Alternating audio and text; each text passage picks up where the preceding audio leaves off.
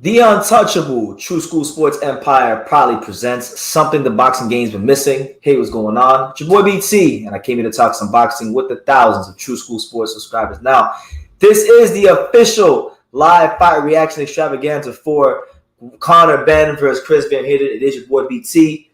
I'm letting everyone know in advance because I know I'm going to get this question a lot during the live. Pops will not be here for this live, and this live is going to be pretty short anyway. So, Pops won't be here. Right now, we're currently in the fourth round of Campbell Hatton. So, not gonna be gonna be the longest live of all time. But just if you're tuning in, make sure you smash that like button. We back in the room now, so that's always good. So far the card, there's already been a couple of fights that are taking place. Campbell Hatton's fight right now. Jordan Thompson picked up a stoppage victory. Alycia Baumgardner boxed a 10-round masterclass UD against Edith Matisse. So Alycia Baumgardner defends her title and runs her record up to 12-1. And so all we have right now left is Campbell Hatton, the co-main event between Chris Billam-Smith and McCarthy. That'll be a rematch, and then your main event with Conor Benn, Chris Van Heerden. So that's what it is. Programming reminder for you guys, for those of you that watch this channel faithfully, I will be live later on tonight with Earl Spence versus Ugas.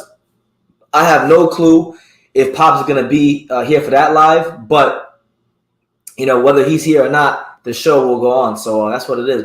Shout out to my guy Nathan National Memorial Gardens. He says, sending good thoughts to you both, father and son. Enjoy the time together. Let's get ready to rumble. Absolutely, yeah. We always enjoy ourselves here on True School Sports. Nosy Rosie, what's good? Yo, Brandon, where you at? I'm here now. What's good?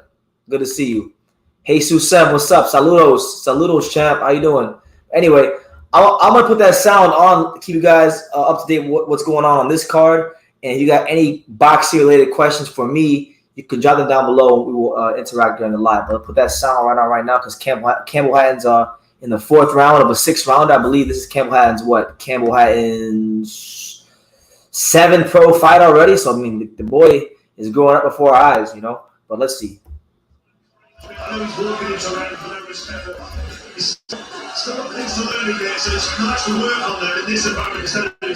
so Campbell Hatton here in round 4, trying to get a second straight stoppage. Campbell Hatton had a milestone in his career, his last fight, as he got a solid victory. Right now he's fighting a guy named Gregores, who's like 3-0. These comments up on my phone.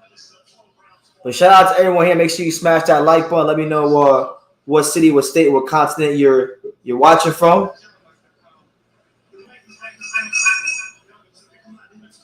I'll be live tonight, Rosie, for Spence and Ugas at like 9:15ish Eastern time. So I'll be here. And shout out to all 2 of y'all here. Ain't a big crowd, but it's a crowd nonetheless. There you go, right hand by Campbell Hatton. Okay, Rosie, I'll see you there.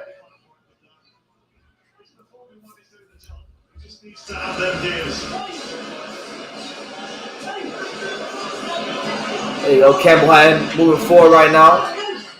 Still throwing really wide shots. I don't know what he did in his last fight to get a stoppage, but from a little bit I see him Campbell Hatton, he's still throwing his shots a bit wide. But I'll tell you this, he looks a bit more fluid in there. There's a bit more fluidity going on in there with him. So, good stuff from Campbell Hatton. It's always good to see young fighters making improvements as their career progresses.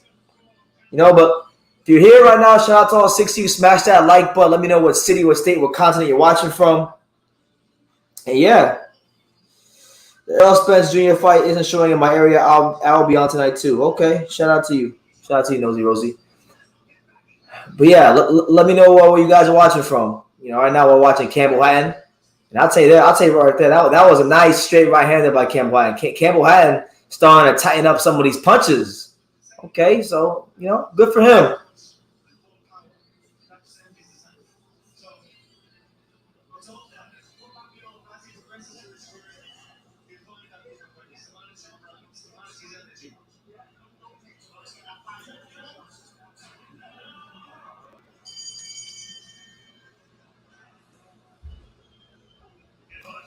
All right, so round 5 of Campbell Hatton versus Grigoris. Campbell Hatton trying to run his record all the way up to 7-0 tonight. So, good for him. Main event tonight. The main event in this fight is going to be real intriguing. With Conor Benn and Chris Van Heerden. Like, Chris Van Heerden is 34. He's on the back 9 of his career. But the big narrative this week for him has been the fact that his father got shot in South Africa. So he's having to deal with his father being murdered and whatnot.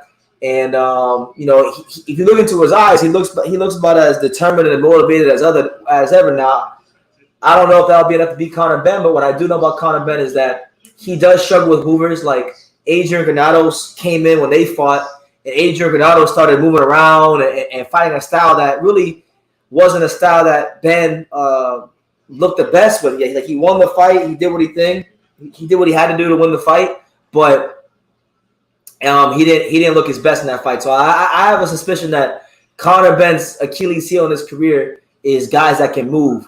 Van Heerden can move. He's crafty. He's a veteran. He knows his distance. He knows how to smother shots. He's mixed it at a high level with guys like Errol Spence and even like most notably recently, like he boxed Boots Ennis. I don't think we're going to get a fighter or a guy that doesn't leave himself. I think we're going to get a Van Heerden that is very much determined to win. McCarthy says, BT, were you at the Ugas media workout? Yes, I was. It was cool. It was a nice little media workout. Yeah, I was there. They had that at the Salas Boxing Academy. Why do you ask? I was there. Sean Porter was out there. A lot of people. Michelle Phelps, Sean Zattel, Fight Hype, Marcos Villegas. Kevin Effect says, Brendan, what's up, champ? I feel like I haven't seen you in forever. God bless. Yeah, man. It's been a long time since I've been in this room, so it's good to be home. Good to see you. I saw some of your comments. You just now saw the Roy Jones interview, so you must have been very, very busy. But, always good to see you, Kev. You're greatly appreciated from me. Right now I'm trying to get this fight back on. But right now I'm watching Campbell Hatton, I was trying to avoid Campbell Hatton. I literally delayed this live just so I wouldn't have to watch Campbell Hatton. But then, DAZN and Matchroom, they put Campbell Hatton higher on the card than Alycia Baumgardner, because my original plan was I wasn't going to go live until I was going to miss Campbell Hatton and go live for Alycia Baumgardner. But you know what? He's fighting, so it is what it is. I don't like Campbell Hatton. I don't think he's that good. He needs to get that Spanish journeyman a rematch, because he lost to him and lost pretty convincingly. And that's just what it is. Let me see. We should be good right now. But yeah, if you guys got any questions, you let me know down below. We're just waiting to see what Conor Benn looks like today.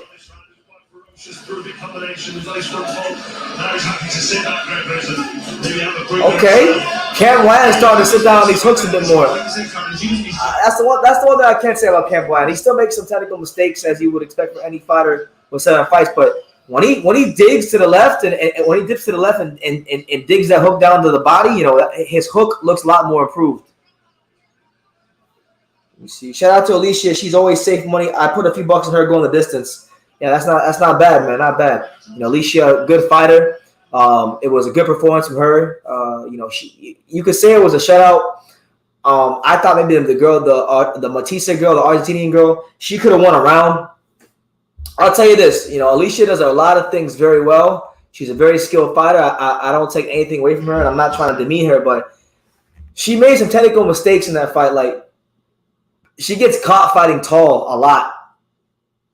And, with her being such a reflex fighter, sometimes if she bends her knees the wrong way at the wrong time, she can get caught fighting tall and get hit with a big shot. And this girl, Matisse, being as slow as she was able to catch her with some of those shots. So I'm thinking, like, if she fights a girl like Michaela Mayer, who's a lot more educated, a lot smarter, a lot more, just a much more intelligent fighter and a better fighter, I really do think it will be a difficult fight for Alycia Baumgardner. But all in all, really good performance.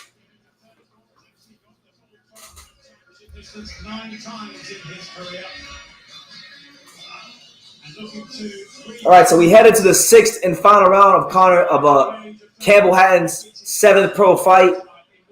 Looking good so far. Looking better. I won't say looking good, but he's looking better than I have seen him in the past. You know, we're gonna see tonight if Conor Benn is a hype job or not, because Van Heerden is the kind of guy that, you know, at this particular time, with his father being murdered, he has a lot of determination to go out there and win.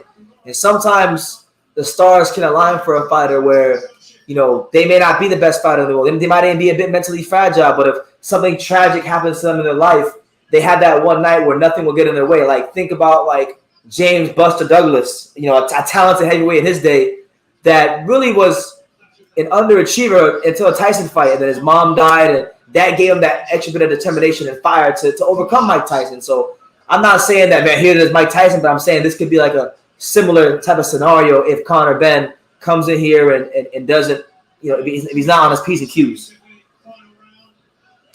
1 minute and 33 seconds left with Campbell Hatton and Gregoris. You know, it's your boy BT, Brendan Taylor, the untouchable True School Sports Empire, back in the room, back in South Florida, back on the grind. Make sure you guys hit that like button so we can get more people in here. You know, tell a friend to tell a friend.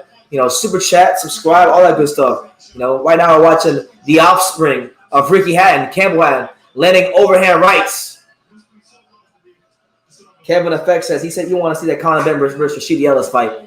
That's not going to happen. Listen, I like Conor Benn, but I'm starting to not like him because he's starting to sound like a lot of these divas in boxing, like Canelo and Jermell Charlo. He's saying that, you know, these guys like David Avanesyan, who's European champion, and Florian Marku, who's around the same level as him. These guys, he's not interested in fighting these guys. He's busy. He's not worried about them. It's just corny that he's getting a pass for this. But that's just my opinion. Who would win between Conor Benn and Rashidi Ellis? Rashidi Ellis will beat the piss out of Conor Benn. No doubt about it. Take it to the bank. Cash your checks on Sunday. Rashidi Ellis beats the piss out of Conor Benn. And Conor Benn knows, so that's why when I interviewed Conor Benn already said that he's not ready for the guys like Ennis, Ortiz, or Rashidi Ellis. So he knows he's not on that level yet. And truthfully speaking, look, I don't know if he'll ever be on that level. We'll learn a little bit more about Conor Benn tonight, hopefully, with this Chris Van Heerden fight, because, you know, he hasn't really fought too many southpaws, if any. And this is a good southpaw for him to face, a guy that's been in there, mixed it up with other big names in the weight class. Just a good veteran. But yeah, Campbell Hatton, like he's done 5 other times in his career, goes the distance again. So there will be no knockout streak. Still a lot of development that needs to be had with Campbell Hatton. Still a lot that needs to be learned from him. But, you know, listen, he'll get a win. At the end of the day, when you're as a pro fighter, it doesn't matter who they put in front of you. Just so long as you're getting these victories and you're doing what you got to do, that's all you can ask for. You know what I'm saying? That's all you can ask for. You're not going to go out there and knock out people all the time. Campbell Hatton is still extremely young, so he probably hasn't even got his man strength all the way. But nonetheless, he'll get a victory out of it. But yeah. So all we got left is the co-main event between Ty McCarthy and Chris Billam-Smith, and then before you know it, we'll be at the main event. So you see. There we go, Conor Benn. He says, beat the piss off is an exaggeration. Ellis isn't the fittest product either. He's the favorite in a competitive fight. No, I'm not what I said. He will beat the piss out of Conor Benn. All he has to do to beat Conor Benn is land the first hard shot, and then after that, just start moving, and Conor Benn will get frustrated. Conor Benn has already showed his hand as to like what fighter he'll be if a guy can move a little bit within the Adrian Granados fight. And mind you, like I said, Adrian Granados not really a 147-pounder, more of a 40-pounder that moved up and had to stay there because he couldn't get the opportunities at 140. But he got frustrated. He didn't know how to cut the ring off. Maybe he'll learn it in due time. But I just think if they were to fight anytime soon, that Rashidi Ellis would beat the piss out of him. Who now moves to 7 fight something in his professional career. And a very important experience we might come to say in the future. And young Campbell Hatton continues in the winning bunny. Campbell Hatton would be a good debut opponent for Andy Cruz. Oh, man. Andy Cruz, I think, do him dirty. I think he'll do Campbell Hatton dirty because even though he may have 7 fights as a pro, I still think Campbell Hatton is more green than Andy Cruz, you know?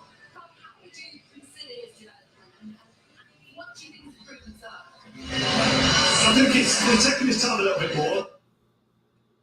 So that looks kind of erotic at times, but I was saying in comms, he didn't have any respect for the punch that was coming back at him. There was no real power, and he's not known for being a puncher, Gregory. So that's, you can kind of allow him that mistake, if you like. But he's keen, he's eager to get his shots off. He wants to impress. He wants to put that Ricky Hatton performance in, which is ferocious pace, and you need a real big engine for that and a big heart, and you've got to be able to go through the gears and all. Oh, what's these streams? Let's see. Shout out to everyone here, by the way. What's going on? But yeah, if you got any questions, comments, thoughts, concerns, feel free to drop them down below. We're here, our first of 2 lives for the day. It's going to be a great time, covering these fights and watching along with you guys. I always appreciate the interaction. Shout out to my guy, No Sauce, but he said, BT, what's up, homie? What's good, champ? Good to see you. Just another day at the office for your boy BT and the untouchable True School Sports Empire. Just trying to find a decent stream because my DAZN's been fucking up on this computer today, and then Vipro, all the sites I normally use aren't like really working the way I'm accustomed to them working. So, just getting something straightened out before the co-main event for Time McCarthy and Chris Billam-Smith 2, the rematch, for the European and Commonwealth titles at cruiserweight. All in all, life is good. Life is good.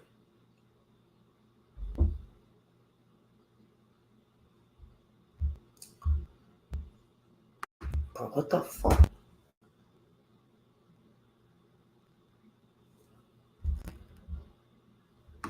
Hold on, guys. I'll be back in 1 second. Give me a second, guys. I'll be back.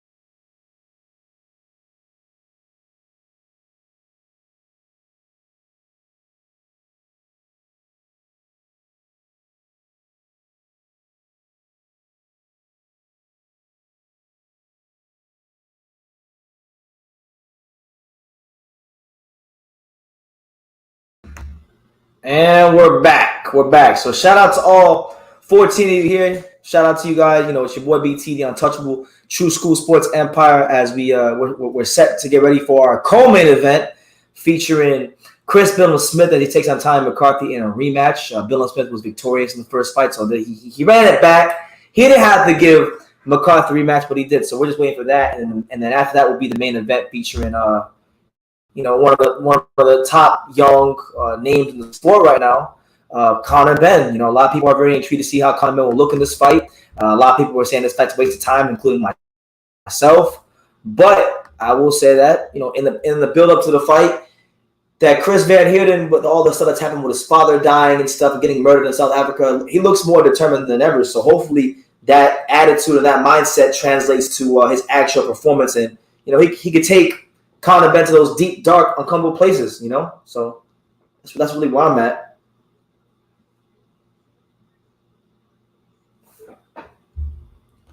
Yeah, you know, program reminder will be live later on tonight for Errol Spence versus Ugas. And you know what? I want to take some time to talk about Errol Spence versus Ugas while I'm sitting here waiting for the co-main event. You know, this is a very interesting fight because the narrative that's been being spun by a lot of boxing YouTube channels is that, you know, Errol Spence Jr. is just going to walk through Ugas. But then, like, when you look at history, nobody's really walked through Ugas. Even when he lost, they've been close fights. He's not getting dropped. He's not really getting hurt. Nobody walks through him. And when you look at Spence, he hasn't had a stoppage victory since he knocked out Carlos Ocampo. So Spence has shown the lack of quality to knock out opponents in his last few fights in recent memory. He hasn't had a knockout victory since 2018. So something's got to give, and I got to say this. Like, I was watching some of the face-offs, and Ugas, I don't know, man. I mean, I don't like to always make too much of the face-offs. But however, Ugas looked like he was he was all business, and Errol Spence actually wound up turning away the first fight. He actually wound up turning away first before anybody else turned away. So that's not a good sign for Spence. It's actually making me think that Ugas might actually pull this shit off tonight, to be honest with you. But we'll see. Should be a good one. I'll be here for it. Hopefully you guys join. Julius C says Spence is not as good on the inside as people think. Why do you say that, Julius? Because I think Errol Spence is a good inside fighter, very good body puncher, but I do think his power is overrated. I think every time over the last 3 years, like 4 years, whether it was Mikey or Sean or Danny, people always start riling up Spence, hyping him up, saying, "Oh, he's gonna do this and he's gonna beat this guy up, but he's gonna stop him." And then when push comes to shove and those lights turn on,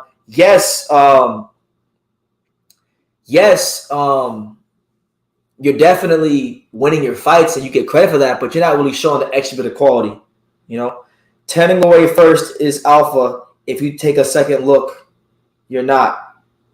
That's how animals see it. Okay, we'll see.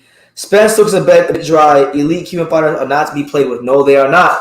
Especially when you talk about an elite Cuban fighter training with an elite Cuban coach, such as Ismael Salas. You know, and the thing is, Ugas might be a Cuban, and he may be a Cuban fighter, but he don't fight with the traditional Cuban style. He's a guy that likes to be right there in the mid-range. He likes to fight you. He likes to parry with the left, come over the top with the right. You know, he does a lot of things that are not, you know, the prototypical Cuban style, so to speak. So it's going to be a really intriguing matchup, you know.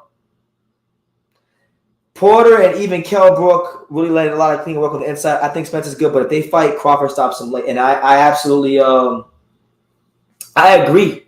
I mean, look, we know that the powers that be at PBC, you know, along with Errol Spence, because I do think it partially, he can say what he wants now, but I've always thought that there is a part of Errol Spence that when he looked at Terence Crawford on that fateful night in Oklahoma City, and they crossed paths, I think he saw something that he didn't like, you know.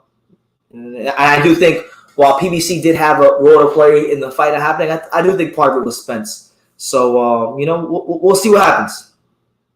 Damn, Kevin says, honestly, after seeing Errol Spence wear those black Air Forces, I got Spence by late stoppage. The decision is the easy bet. Okay, all right. Well, we'll see. We'll see. I'll be here later tonight, so you can come here and join us for that. But I'm turning my attention now to the co-main event. We got Chris Billam-Smith, the real CBS, taking on the Irishman, Ty McCarthy, for the European and Commonwealth Cruiserweight title. So two guys looking to climb their way up the Cruiserweight division.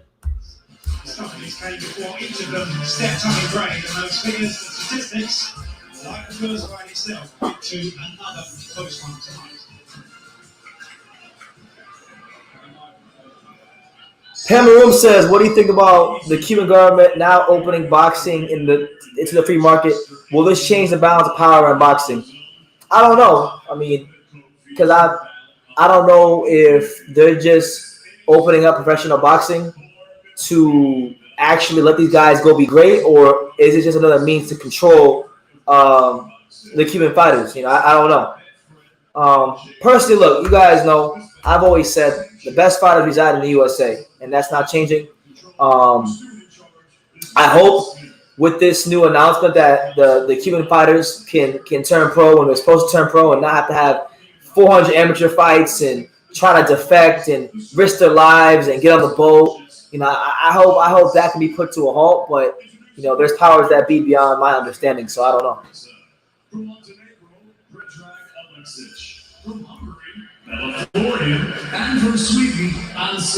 The Eastern Europeans are the best now. I mean, there's Usyk, and then I don't agree with that. The best fighter in the world is from Central America, from Nicaragua. That's right. Cholatito. Introducing first, the challenger. He fights out of the red corner, wears the green trunks with the gold trim. He's got 14 stone, 3 pounds. His professional record, 18 victories, 3 defeats. He has 9 wins coming by way of knockout. Fighting out of Belfast, here is the former European Cruiserweight Champion, the Architect, All right, so there's Ty McCarthy. What's good, Alan Powell? Good to see you, champ. Hope all is good with you. That's right, Kev. Kev knows the deal. The USA will always put us the best fighters. You're damn right. And I'm gonna tell you guys this. Speaking of the USA fighters, let Joe Smith Jr. catch Artur Beterbiev one of them big ass left hooks. Let that happen.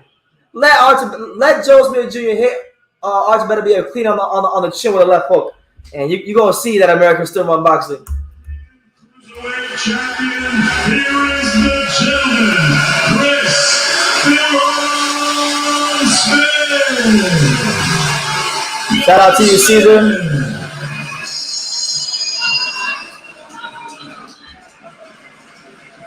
What's good, Robert? Good to see you, champ. So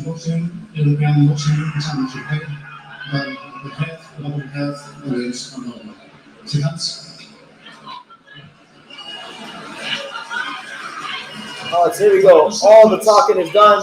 All the waiting is over. You know, we're in our co-main event now. The rematch between Chris Billam-Smith and Ty McCarthy. Let's see if it'll be repeat or revenge. So Chris Billam-Smith in the black trunks, McCarthy in the green trunks, representing his native country of Ireland. Good jab by Billam-Smith to the body. Chris Billam-Smith looking to really establish himself as one of the better cruiserweights out there, trying to get to that world level. It's a really hard footed and punishing jab. There goes Ty McCarthy doing a lot of pulling with his lead hand. From the referee to McCarthy about his use of the head in that exchange we just saw in the corner, directly on that commentary position here at ringside. Good jab there from McCarthy. There you go. Good jab by Smith. And McCarthy coming to the left hook. Smith with a jab. Billam-Smith. Shout out to my guy out there in the UK, Nathan Carey. He says these shit UK cards. Yeah, man. Sometimes they can be a bit boring, very boring, but this one has been the worst. They had Alycia Baumgardner, who had a good performance. This fight right here shouldn't have been co-main event, but you know, who am I? I'm just a boxing fan with a YouTube channel. What the hell do I know? In the first time. There was not a home in the first time. I want to see who lands the first big shot of this fight, because so far a lot of just placing shots. Not any big shots really. Oh, there it is. There's a good left hook from Chris Billam-Smith.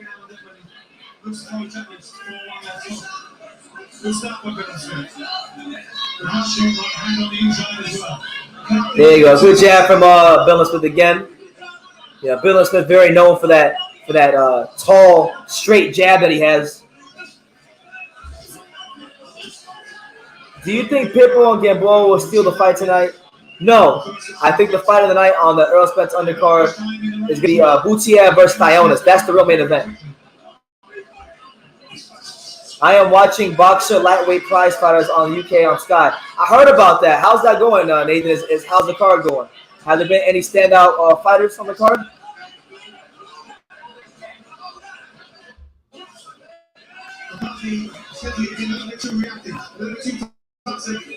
Last 10 seconds here in the round number one.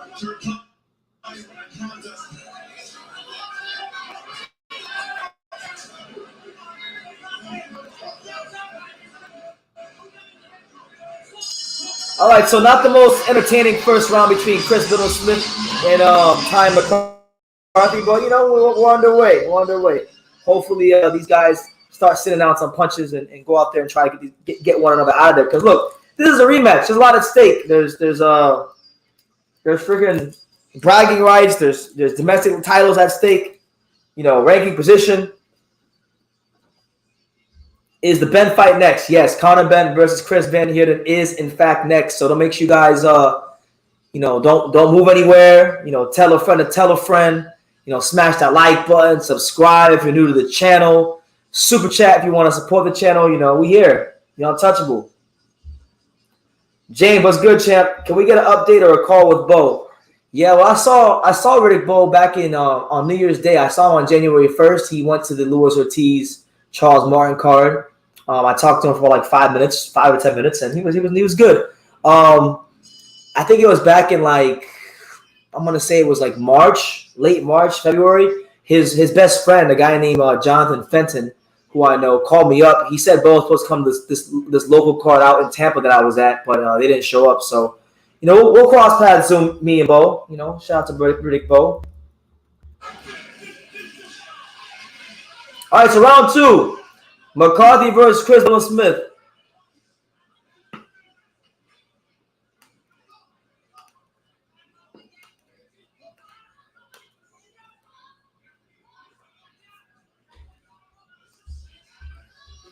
You guys let me know, where are you guys watching the live from? Like what city, what state, what country? Let me know. I want to see how international we are on the live. So Chris Billam-Smith's doing a lot of right hands. They're just missing.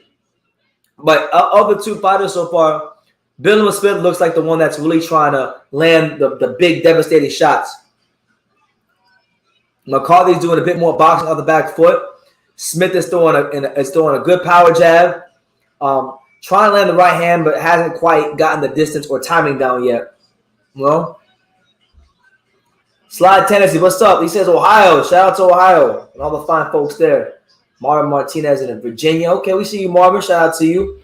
Finland. Shout out to Finland. You know, home of one of my favorite hockey players. You know, Alexander Barkov. I had a chance to watch him last night here in South Florida. I went to the Panthers game. Yeah, right now we're round two of Chris Billam-Smith versus Ty McCarthy. McCarthy's changed his guard a little bit. He has that lead hand at the waist, so he's looking back. He's looking to get that up jab going and lower the guard of Billam-Smith. But so far he hasn't really thrown many jabs. But there you go, a jab and a right hand from McCarthy. The right hand, I believe, grazed Billam-Smith. Billam-Smith ties him up, and both fighters are Billam-Smith's back's on the ropes. The referee breaks it up. All right, Billam-Smith comes forward. throws a jab, which is countered by McCarthy over the top of the right hand. Smith lands a little sneaky right on the inside, which is then returned with a right hand by McCarthy. You know, Charlotte, North Carolina. Shout out to Charlotte.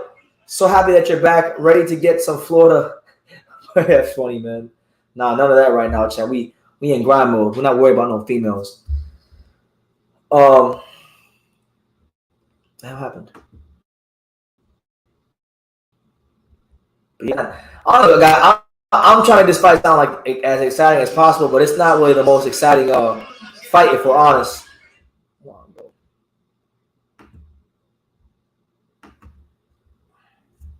Tony Harrison is officially #1 in the WBC rankings. Is he really? That's good news. You know, I like Tony Harrison. You know, I would like to see him get some wins and try to force a third Charlo fight. I want that fight to happen. Hold on, bro. What the hell is so here? Live Everybody says it's probably the first time in boxing history that we got no dominant Puerto Rican prospects or champions. Wow, Puerto Rico stopped producing fighters. Yeah, I don't know what's going on over there, man. Puerto Rico sucks right now in boxing. I'm gonna call it how it is. Like, I don't care if I'm of Puerto Rican descent. That niggas is trash right now. Like, straight up. Like, Puerto Rican boxing is in the good right now. So hopefully at some point, apart from Amanda Serrano, hopefully get a male Puerto Rican that can do something good, that doesn't lose a big fight. Tony Harrison is the most skilled middleweight, but he cuts too much weight. Yeah, he's huge, bro. If you go and you watch the press conference from when they were getting ready for the Fandora-Lubin fight, he looks bigger than everybody sitting on the stage. Man, more than 160. Like, 160 is trash. Like, he could actually go to 160 and make some noise. 160 is one of the garbagest weight classes in boxing. I think Tony Harrison could go up there and really make a big name for himself. Damn right. BT is the best Puerto Rican in the game. You're damn right, champ.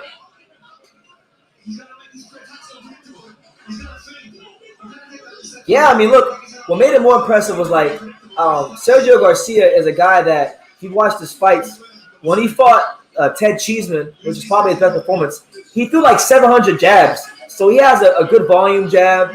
He is known for his jab. And there was such a gap in class between these guys' jabs. It really made you see the level of what Sergio Garcia is and who Tony Harrison is. So it was a great performance to remind the world that he's still one of the better 54-pounders out there. He's still a world championship caliber 154-pounder.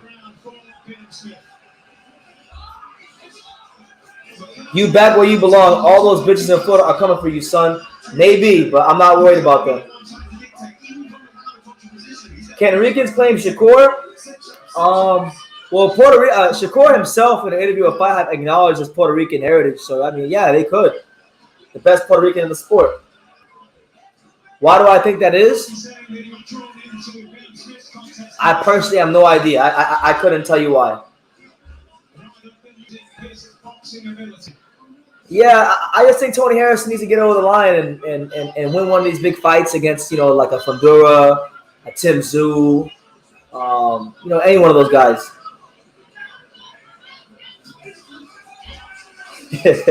He said, you need to worry about the girls. They need to worry about you. That's a fact. We're here round 3 of Chris Billam-Smith versus McCarthy. You know, a lot of good back and forth action so far. A lot of power jabs being thrown.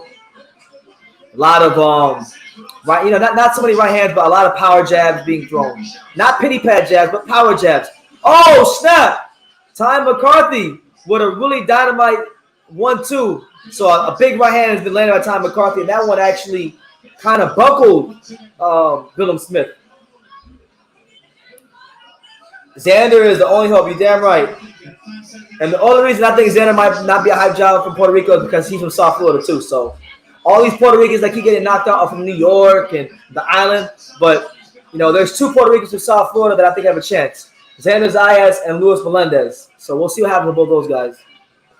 Robert says, you're my favorite, bro. You keep it real. Thank you, champ. I really appreciate people like yourself and the other, you know, people on the live watching. You guys keep me going even when I don't want to. You know, Pops I got really excited about Pops being on this live, but then he had to go somewhere with her family, so bit bummed out because I've been waiting to go live with him for a while, but we're here. I wonder why Fury's interviewing Oscar and Shakur. I don't know. Zambia, Warzone, what's good, champ? Good to see you. South Florida Puerto Ricans are in their natural climate. The cold pacifies the New York Puerto Ricans. I don't know, man. I just feel like the Puerto Ricans from South Florida are just tougher than the Puerto Ricans from New York. That's my opinion. Who's had the better champions, Mexico? I'm going to say Mexico, but Mexico is a big country. Mexico's produced more champions and more great fighters because it's a country like this damn big, compared to Puerto Rico. Puerto Rico's an island.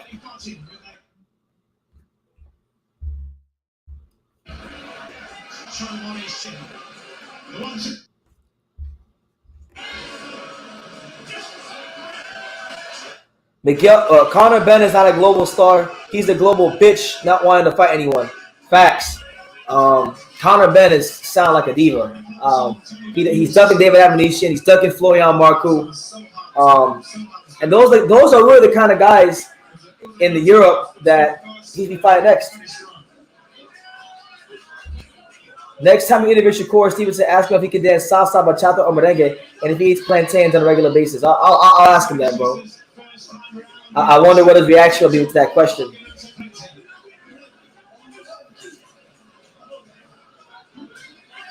For those of you wondering, just so you know, the main event is next: Conor Benn versus Chris Van Heerden. Another chance for Conor Benn to show the world what he can do against a veteran welterweight.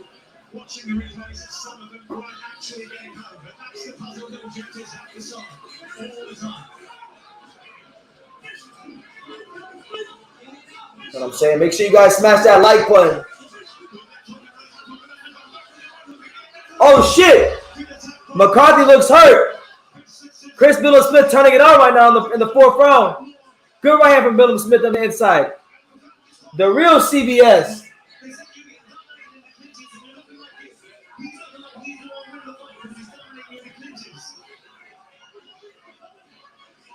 $59 seconds left here in round 4.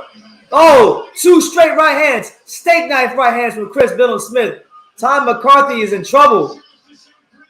All Billam-Smith got to do is get some space. There you go. Good defense from Billam-Smith on the inside. Oh, Billam-Smith just misses a devastating uppercut. Good left hook by McCarthy on the ropes.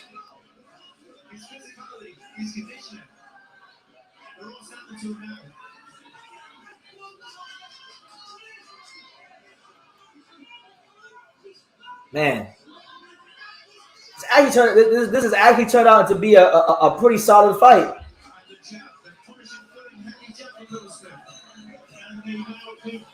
There you go. Good uppercut by McCarthy. Billam-Smith with the right hand. Left hook by Billam-Smith. McCarthy.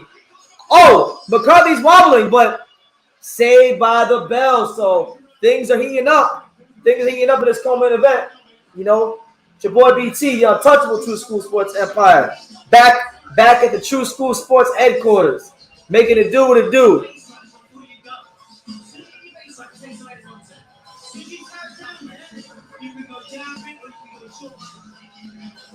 If Ugas wins, will he be the greatest Latino boxer based on his resume? No. You know who I am, nigga. You know where to find me after you win this greatness, man. Ugas is gonna do it. You know what? I'm Team Ugas for this fight. People are overrating Earl Spence.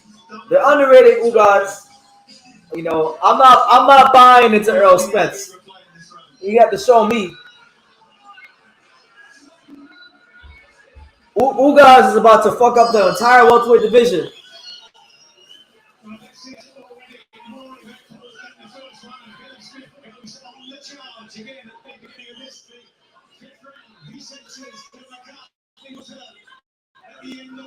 All right, so round 5 between McCarthy and Billam-Smith.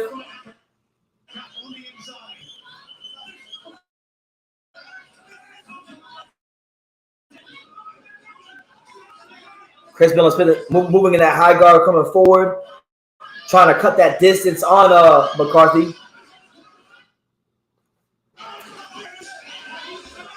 Yeah, I watched it. I did watch All Access Part 1 and 2. Why do you ask?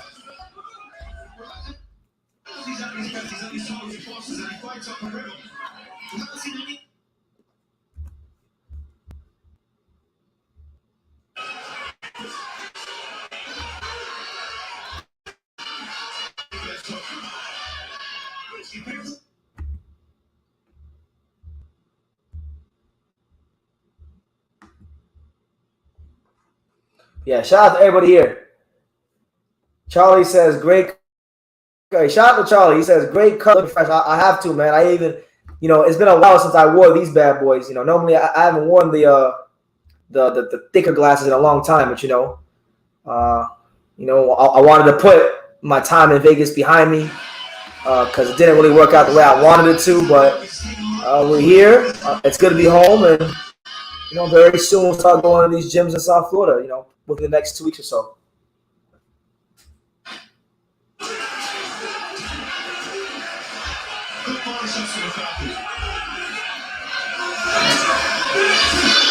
Good right hand by McCarthy. Billam-Smith moving forward. Chris Billam-Smith lands a right hand. And then left hook. Okay. Chris Billam-Smith really being the more dominant fighter in this fight.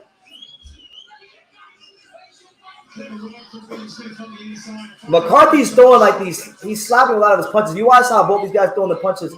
McCarthy is like throwing these wide ass like slapping shots.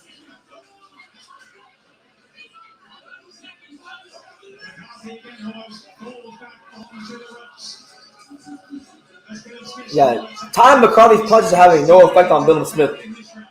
And I think Billam-Smith, and he's coming forward in that high guard, and he's slowly wearing down McCarthy. Billam-Smith misses the jab.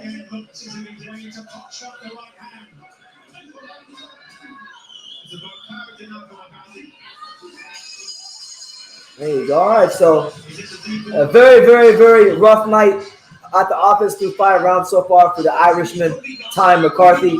He needs to do something dramatic, or else he's going to lose his fight again to Chris Billam-Smith. Now, King asks, what's the meaning of 54?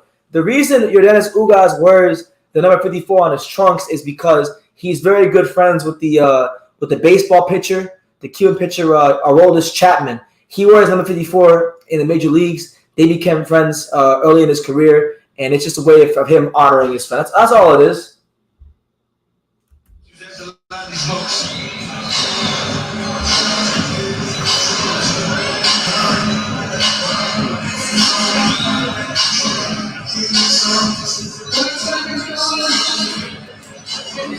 Make sure you guys smash that like button, subscribe.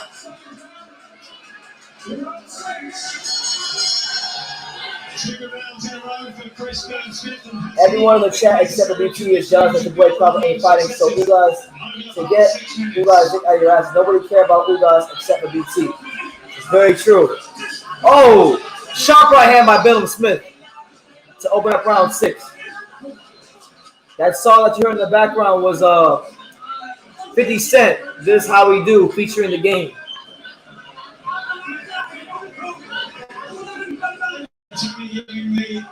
Fourth and fifth rounds to Billam-Smith, and so the winner last time creeps in front after 5 rounds. There you go, good jab by McCarthy. A rare successful left jab.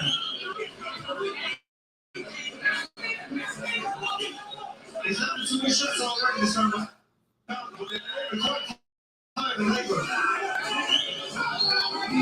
Yeah, I remember that. Ugas got cut by Top Rank. Was nobody, lost to the likes of Amir Imam and things like that. And he's really done a great job to turn his career down.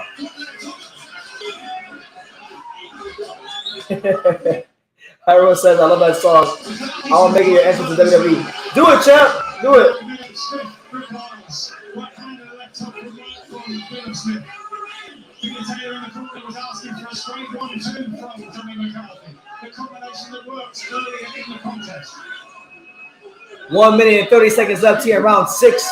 This is a 12-rounder for the European and Commonwealth Cruiserweight titles. You know, Chris Billam-Smith versus Tommy McCarthy, the rematch. You know, so far, Billam-Smith has been the more dominant fighter in the fight. McCarthy looks like he's wearing down round by round.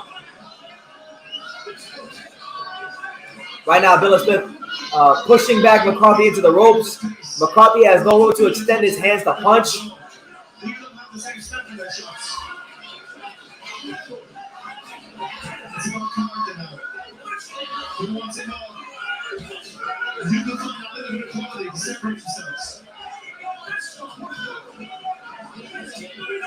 Still in the main, Billam-Smith having the best of those close quarter exchanges.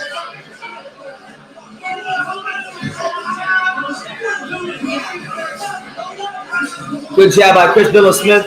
McCarthy ties him up. McCarthy trying to get some room to maneuver, lands a grazing right hand, and then a nice right hand by Tommy McCarthy.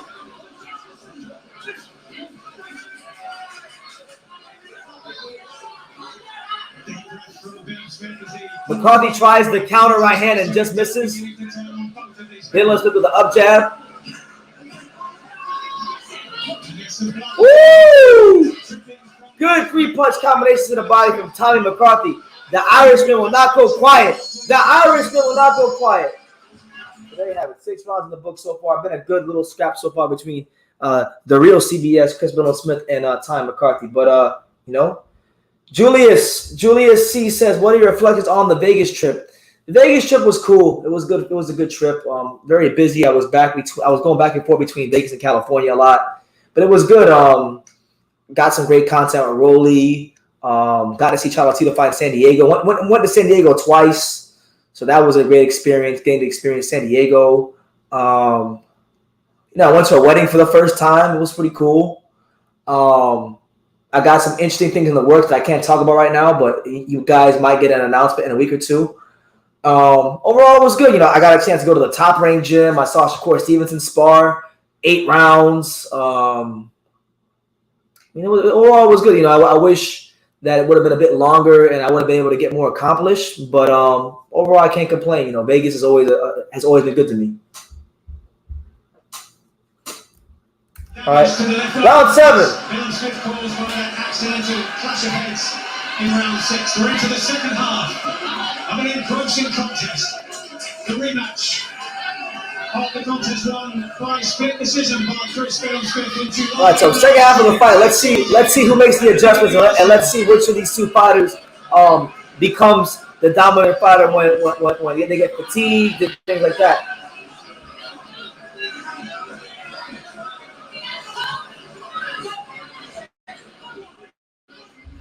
Harold says Vegas is a bootleg version of Texas. There's a reason why casinos are built there, because it's cheap.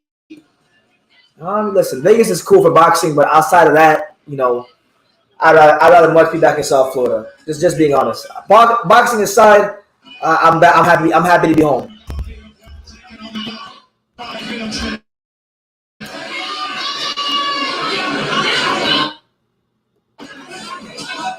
Oh! Overhand right for Chris Billam-Smith, and then another right hand for Chris Billam-Smith. But McCarthy somehow still manages to stay on his feet. These are heavy shots that Chris Billam-Smith is landing.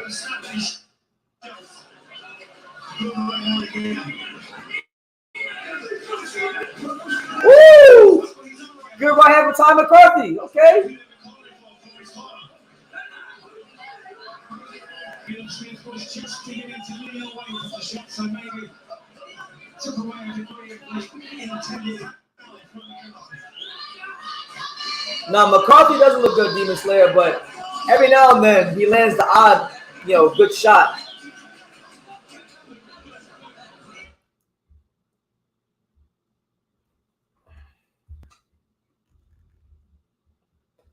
All right, anyway, this stream ain't doing it. I'm not lagging from the stream, so we're gonna go find another one. But yeah, it's your boy BT, the untouchable True School Sports Empire. Make sure you guys smash that like button so we can get more people in here. If you love the channel, make sure you definitely take the time to super chat, because those always go a long way towards helping me in the channel and continue to go forward. But see, man, this is both guys are dead tired. You're not wrong in saying that. McCarthy's throwing a lot of arm punches. Billam-Smith, he could probably do a bit better himself. Aaron Rose says, "Hey BT," and of course Pops, it's Aaron here. Just say I love your content. I like meeting up over with boxing with friends. Just finished work at the hospital. Shower, then I'm with you guys. Much love. All right, good to see you, Aaron. Hope everything's good in Portsmouth, and hopefully our boy Michael McKinson can get a fight announced very soon, because we want to see Michael McKinson back in that ring. Nah, they don't. Fundora need to hit the weights and whoop the heavyweight. Man, he do. Fundora's a big guy, big boy. And there he is. Conor Benn, an absolute star of sport. He's a massive star. Conor Benn in the background warming up moments before his fight with Chris Van Heerden. So, that boy looking focused, looking confident. We'll see how he does against the veteran. We got our first super chat of the live. So as you guys know, when the super chats come out, so does Don King. So Don King, go ahead and talk to him. Hey everybody, let's have some fun. You don't live but once, and when you're dead, you're done. So let the good times roll. It don't matter whether you're young or old. Let the good times roll. If you're young or old, let the good times roll. And the best way to let the good times roll is by playing some guitar. That's how a white man plays guitar.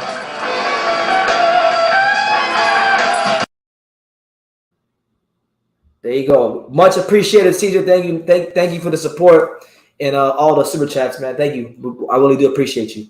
Now we turn our attention back to round number 8. Make sure you guys definitely subscribe if you're new to the channel and hit that like button. We're getting closer and closer to our main event. Round 8. Round 8 of Chris Billam-Smith versus McCarthy.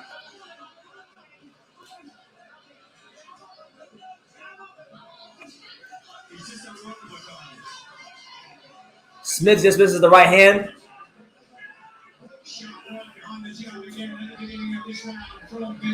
He did kill people, supposedly. Earl Spence is going to win by majority decision. They're going to rob Ugas. Cubans have a history of getting robbed because of their style. Spence isn't special. I think Ugas has a bicep injury still. Proud of you and your Pops blogs. Absolutely. Oh, shit. Chris Billam-Smith tattooing McCarthy. Oh, right hand. And then McCarthy's down. McCarthy is down.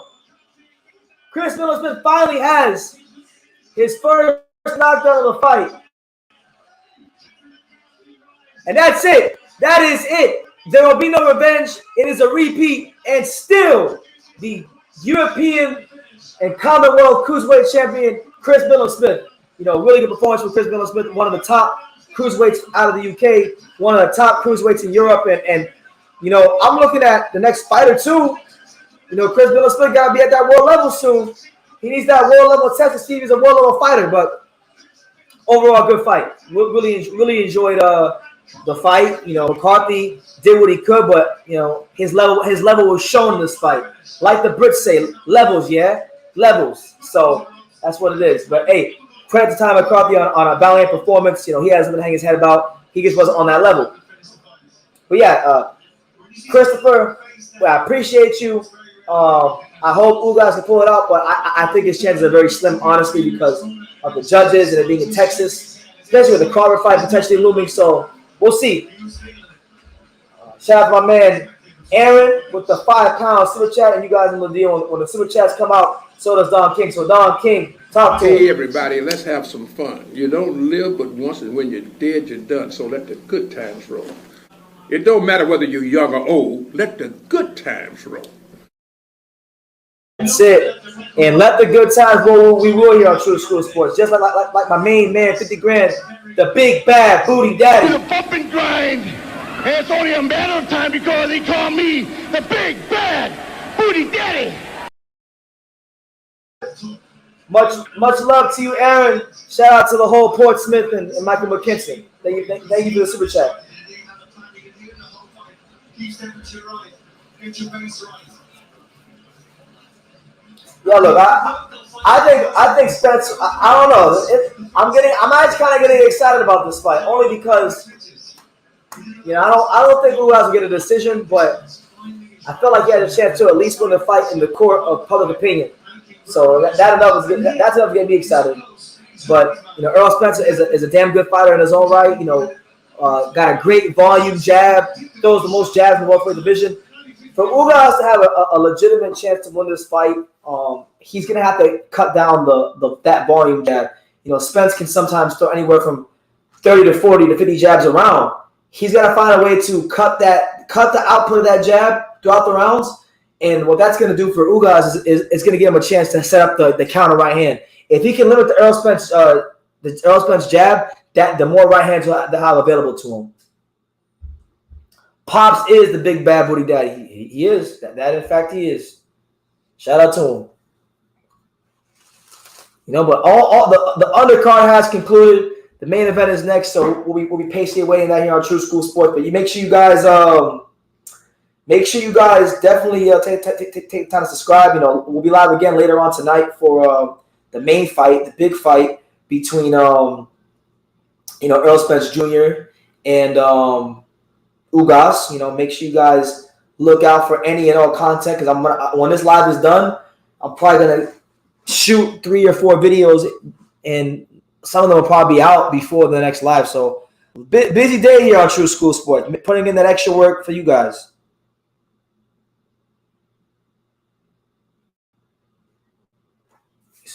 Ladies and gentlemen, referee John. Yeah, any questions, comments, thoughts, concerns about boxing, Conor Benn, Spence, Ugas, the Spence Ugas undercard, Fury White next week? Let me know in the comments down below.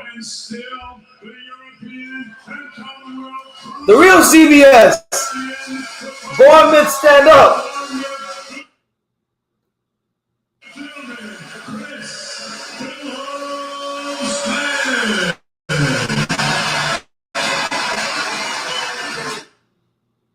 Wait, what happened? There's already one world cruiserweight champion in the Wigan gym, Chris Billam-Smith.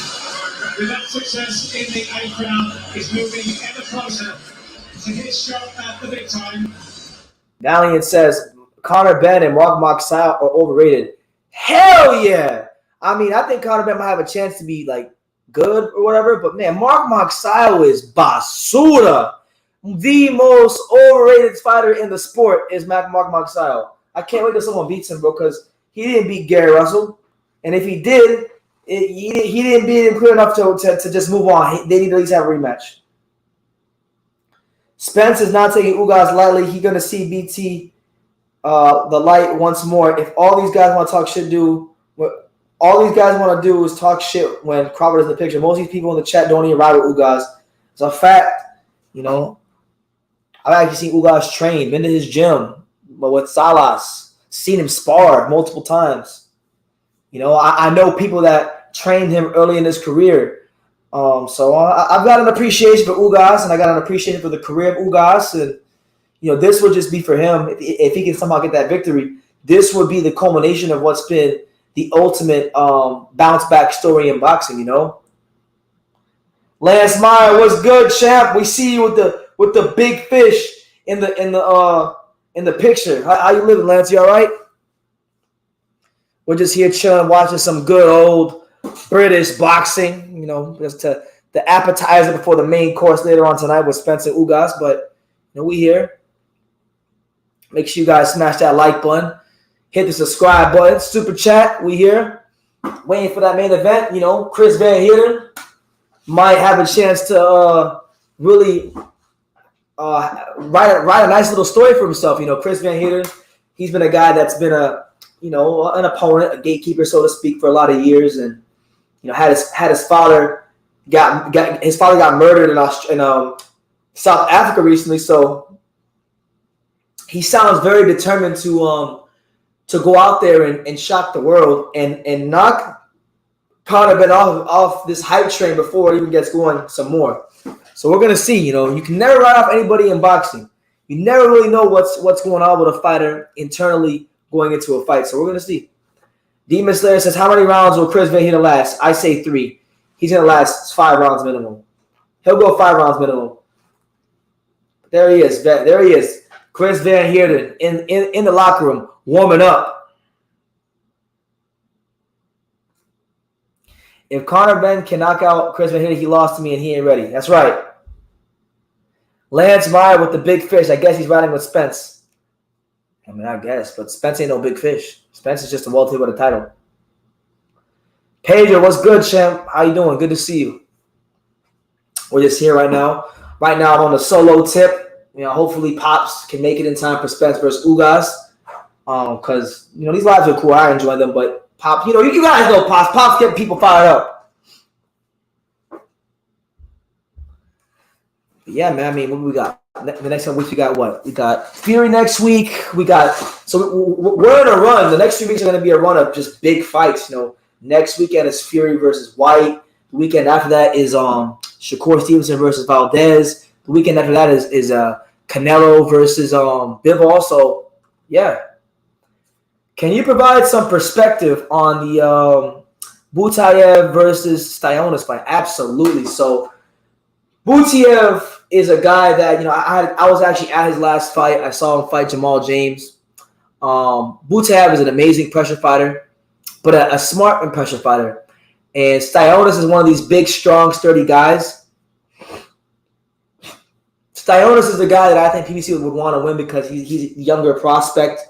You know, Butayev is a guy that I really think when we talk about the lower part of the top 10 or even like the top 15, he's a guy that, you know, he's definitely in there. Like he cemented that with the Jamal James fight. He's a guy that ideally I wish would have been fighting Jaron Ennis next, but look for the winner of this fight to potentially fight the winner of Spence Ugas or Jaron Ennis, Custio Clayton. You know,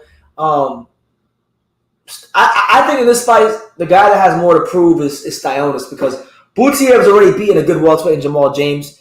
Obviously, he wants to build upon that, but I think there's for me, there's a bit more question marks with Styontis. You know, I seen when he fought, what was it? Was it him? Was it Luis Collazo? I think it was Collazo. He fought Collazo, and the fight got stopped on, I believe it was cuts. But Collazo, you know, being the savvy veteran that he is, really showed some chinks in the armor. So I'm not too sold on Styontis yet. I think he's a solid welterweight. I don't think he's a top 15 guy. For me, I'm looking at Butayev being a slight favorite, but that's my opinion. I want to see Styontis with Ben, Ortiz, or Ennis. Absolutely. I mean, you know, Ben, for sure. Nice fade, brother. What a great month. I'm most excited for Spence Ugas. Yeah, this is a good fight. I won't say that I'm the most excited for it. The fights that I'm the most excited for, the day of boxing that I'm most excited for will be that May 21st date. You know, on that day you got Johnny Beck, Alam Coley fighting Danny Dignam for the WBO interim middleweight title. It'll be good to see Johnny Beck back in the ring. That same day, you got Zach Parker versus Demetrius Andre, which is going to be a fun day. It's always fun when Andre is a topic of discussion on this channel. You got Benavidez versus David Lemieux that same day.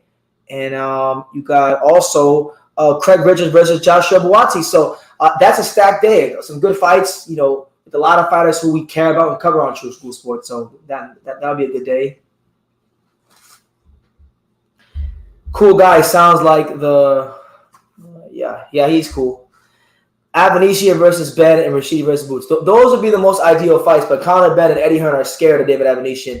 They're scared of what David Alycia could do, turning him into a Josh Kelly 2.0 situation, you know, so they decided to go a different way. All these guys only ride with Ugas because he has a fine-ass woman. That's a fact. That's a huge fact. And I've seen her in person multiple times. I can vouch. She's a very attractive woman. You know what I'm saying? But we're getting closer and closer to our current main event between Conor Benn and Chris Van Heerden. You know, South Africa stand up. Ugas is on a free shot. No one expecting to win. Could he be the dark horse to dispense? Is he a good trainer? Fully head-wise, I think he'll win, but his flaws will be exposed. Well, look, I don't think he's underestimating Ugas. You know, for me, I'm really counting this as Spence's first real fight back. You know, I don't count Danny Garcia. Danny Garcia has mentally checked out of boxing. and he's just in there to collect the paycheck. You know, Danny Garcia, more so than probably any fighter at world level, has mastered the art of losing and looking good. So I don't really count Danny Garcia. He's supposed to be Danny Garcia, and the fight played out exactly how I thought it would. So to me, this is his first fight back. Derek James is a great trainer, so I'm sure him and Errol Spence Jr. will come up with a great game plan, just like Ugas and Salas are there. Ugas and Salas, like, they're very well prepared as well. So both guys are competent. They got great trainers behind them. I think there's going to be a lot of straight right hands that are landed by Ugas in this fight, especially if Ugas can limit the volume jab of Spence. Spence normally throws like 40 jabs, 50 jabs around, 30 jabs around. The guy throws a lot of jabs around. He's got one of the most active jabs in boxing and the most active jab in the welterweight division. So to beat him, you got to really cut the output of that jab down. And the more Ugas can do that, the more he'll have a chance to fight at his own pace and land those right hands and do his thing. Let me see. Stevenson, Valdez, April 30th. Great fight. Can't wait for it. Going to be a great live here on True School Sports. BT, is there still a chance with you and Sinisa one day? There's always a chance, champ, but Sinisa nor any other woman on earth is my priority right now. Right now, BT's worried about BT and just getting himself right. We're not worried about Sinisa or any woman. We're just worried about getting ourselves right. But listen, even if she's not with me or whatever, she's still my friend. We're still gonna. I'm still gonna support her career because she's great for boxing. Do you give Ugas a chance? Of course. I'm right now. It could change. It could change before the main event starts or before the card starts. But right now, I'm actually leaning towards Ugas a little bit for the upset. No way Ugas won't lay down. I actually spent fighting Crawford now. Too much money at risk. The show has to go on. That's a fact. That's why there's no way hell Ugas will get a decision, But we'll see. Score points and to see the technique of Conor Benn. These people are here, and they might not like me saying this, but they turned up here to see someone get knocked clean out, and that is what draws people to stadiums. There's very few fights in the world. Not to say much, you just knock people out. Mike Tyson was one of them. Anthony. So right now we're just waiting for the main event to start. The Wing Walks haven't started. Right now the Brits are doing what the Brits do. They're singing Sweet Caroline. They're getting drunk. They're doing their thing. So we'll get to the fight here in a second. But it's your boy BT, the untouchable True School Sports Empire. Pedro says this is a dirty fucking sport. It is. But one thing we can't say about boxing, at least when boxing is dirty, they're dirty in your face. Like UEFA, like European soccer and things like that. I mean, you'll be thinking it's real, and they got all these match-fixing scandals. So at least in boxing, we know Ugas don't got a chance to get a decision. Omega Iceman Cometh. What's good, champ? Good to see you. He says, aloha, champ, True School Sports. People are thinking I'm a casual boxing fan since I'm stating that Ugas and Bivol will have a good chances in their fights. Absolutely. Look, they both got a chance to win. You're not a casual for saying that. Especially for saying Bivol could win, because Bivol, when we talk about feints and just pure boxing skills, there's not many better in the sport than Bivol. So, fuck what they gotta say. They got a chance. All right, so here he is, Chris Van Heerden.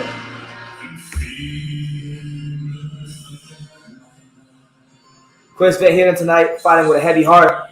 His father was recently murdered in South Africa, so he wants to score the biggest victory of his career tonight. No longer tonight does he want to be just the journeyman or the gatekeeper. He wants to put it all together on this one night and just have his moment in the sun.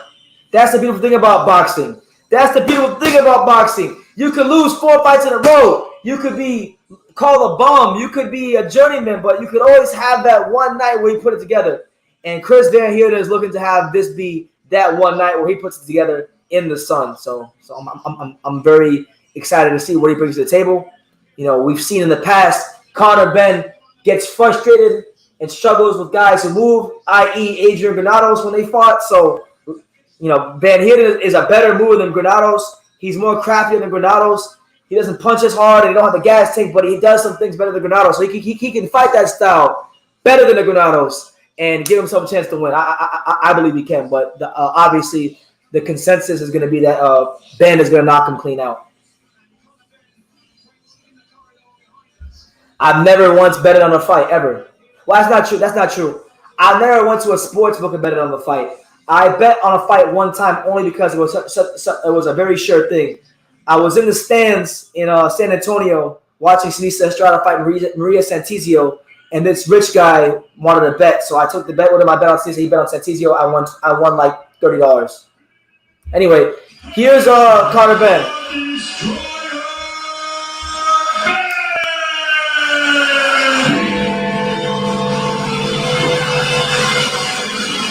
Harold, where you at? Your song's about to come on. Where you at, Harold?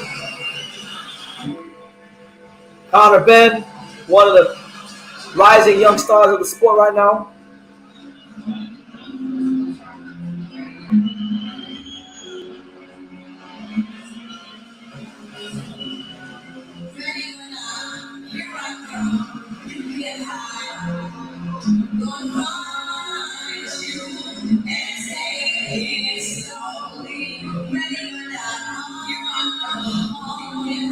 Conor Benn with one of the best entries in boxing. Yes! Dangerous! Love that song. I am dangerous. Yay! So Conor Benn strutted to the ring to his father's old song, Dangerous, by the old reggae artist Conroy Smith. Now, this is a popular tune that his dad used to walk out to, and he continues the Benn legacy by walking out to the same song. Training has brought about this remarkable improvement. Tonight, another test, another challenge. In the shape of the southpaw, Chris Van Heerden, waiting patiently. All the talking is done. Make sure you guys smash that like button once more. Subscribe if you're new to the channel, and definitely super chat. No. Nothing is better. Nothing is better than Kell Brook all the lights. Kell Brook has the best entrance in boxing.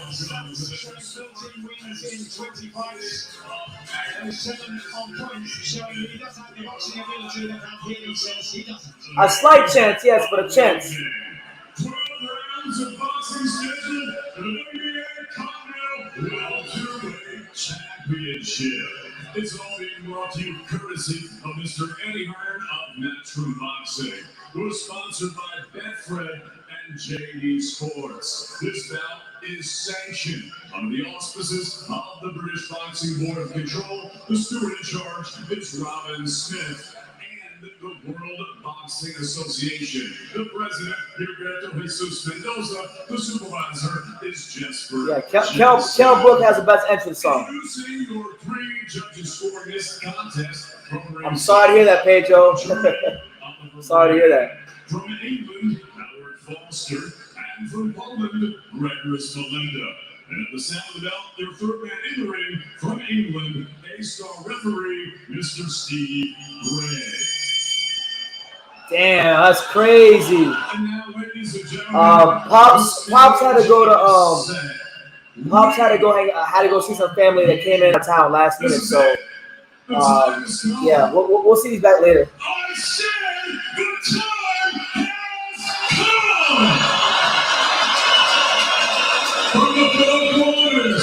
I'll get real until the 4 corners of this ring. Talk to him, David. Fight starts now. Let's go, David. Let's go. Come on, Chris. I'm going the underdog. Come on, Chris. Chris Van Heerden.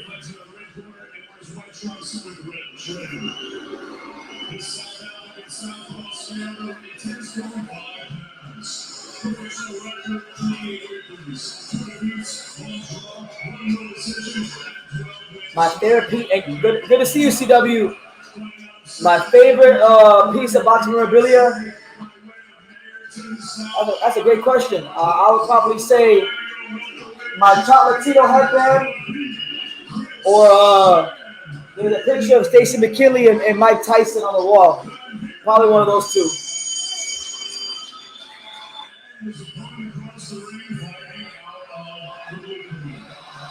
There's Conor Benn.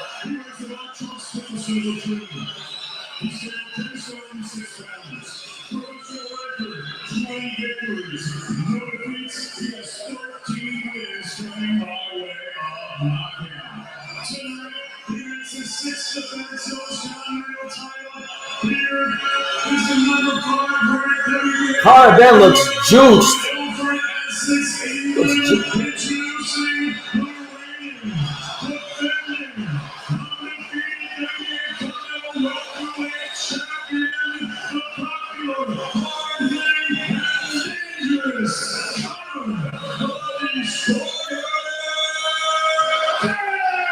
Really great crowd on hand for this fight. You know, lively crowd.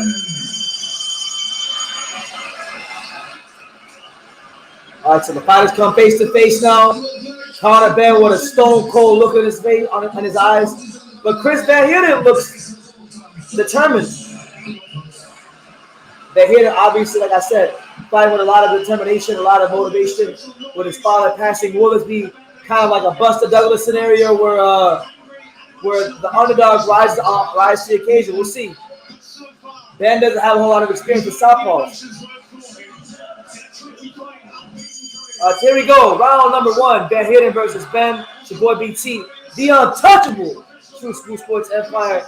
And yeah, man. Van Heerden in the white trunks with red trim. Ben in the black trunks. Southpaw versus Orthodox matchup. Ben inching closer and closer. Grazes Van Heerden with a right hand. And Van Heerden ties him up.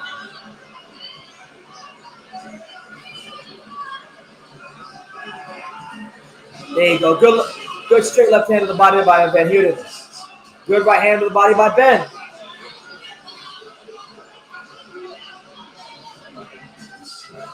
Oh, man. Ben with the right hand, left hook. Hard flush shots to Ben. Van Heerden exchanging. Kind of a stupid idea if you ask me, but.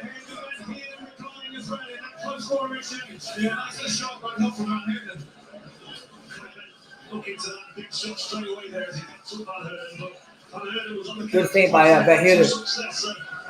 Ben's going to be very dangerous these first couple rounds, so Van Heerden got to make sure he don't get hurt.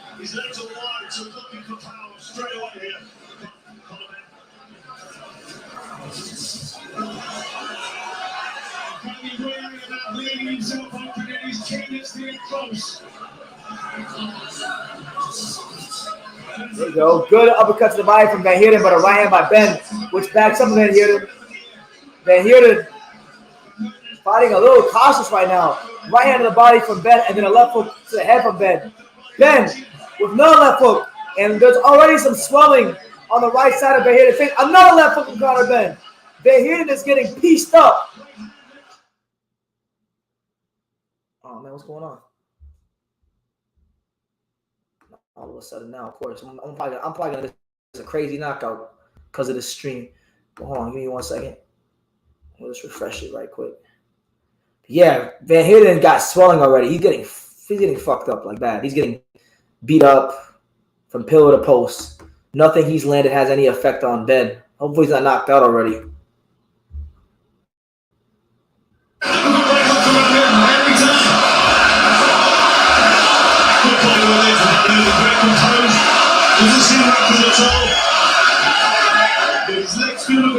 All right.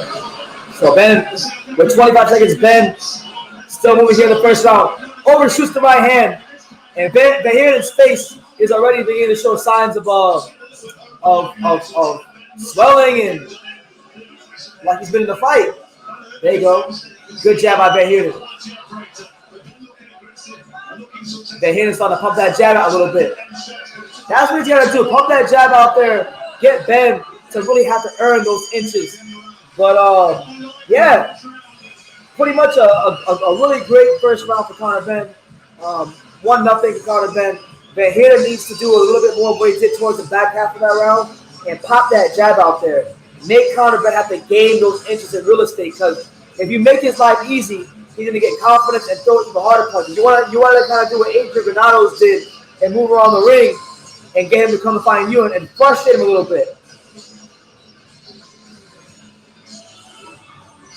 Cool guy says, I love it when Fighters bring the adrenaline into the ring and go hard off rip. Yeah, man. Conor Benn is not here to play around.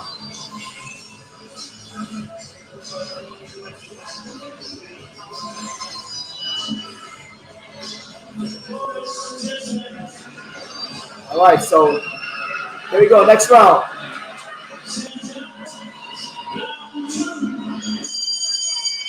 So here we go. Round number 2. Ben falls in with a right hand, and then he gets turned sideways, and then Van Heerden ties him up. Referee breaks it up. Ben doing a lot of probing with that lead hand, a lot of probing. So Van Heerden doing some probing as well with his lead right hand. Van Heerden has to keep his punch output as low as possible, pick his spots.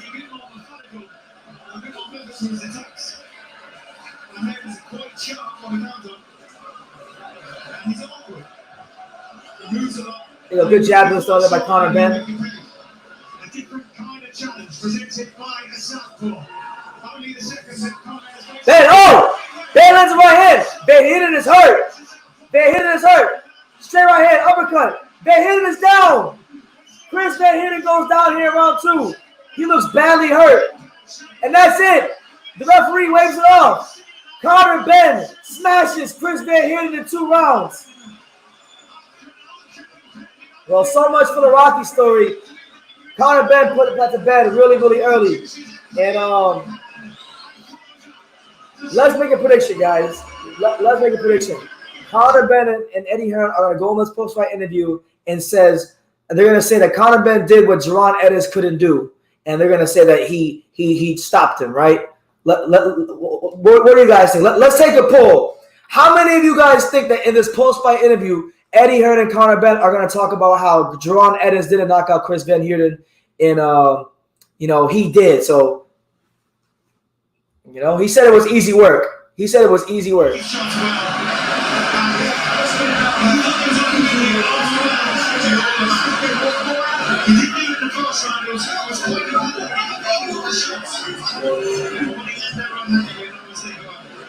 He needs to stop. Honestly, look, I like Conor Benn, but this is it, man. This is the moment where I draw my line in the sand. You need to stop pussyfooting around and fight David Avanesyan. Sick of this shit.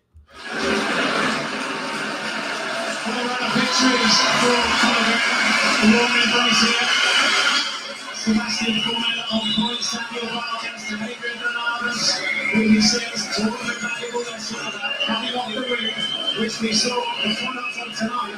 And last time out, a sensational right hand putting paid to Chris Algieri. A similar shot here tonight. But on a more positive note, shout out to my man Tony Sims, my favorite trainer in the UK. Got a great stable. Conor Benn, Felix Cash, John Ryder. Who else you got? You got a couple other good fighters in this stable. I like Tony Sims. I think he's the most underrated trainer in British boxing and one of the most underrated trainers in boxing. But good win for him. Now he got us though because Van Heerden is like the elite level gatekeeper.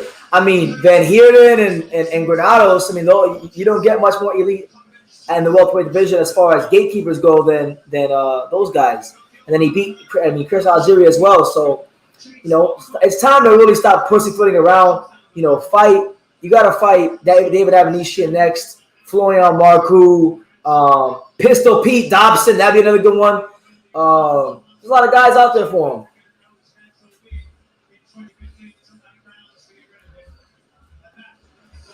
So if you're just tuning in, it wasn't very much of a fight. Conor Benn beat the brakes off of Chris Van Heerden. There's some tough times that we've done. So they're going to start with Conor. Excellent. He's improved all the time. His confidence is growing all the time. So keep matching against Conor Benn. I'm gonna give you guys a warning. Conor Benn is about to start saying some real delusional shit right now. So just hold tight. If you're here, make sure you smash the like button, subscribe, all that good stuff. Definitely super chat. What time is it right now? It's like what? It's 5:32. So we got like 4 hours and some change before the main event or before the Showtime card. So after this post-fight interview is done, I'm not gonna stay on too long because I'm gonna pump out some videos. But Yeah, we'll definitely be here for the Showtime card, the whole Showtime card. But anyway, let me stop talking. Let's go to David Monte for the call and soon enough for the post-fight interview. So put that sound right back on.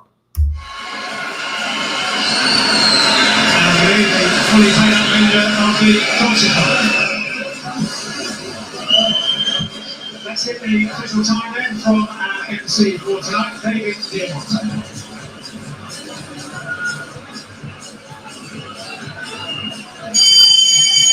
Ladies and gentlemen, referee Steve Gray calls a halt to this contest. The official time of the stoppage, 59 seconds of round number 2. He don't want the Aaron. He don't want the McKinson smoke. He don't want the Michael McKinson smoke. That's not what he wants.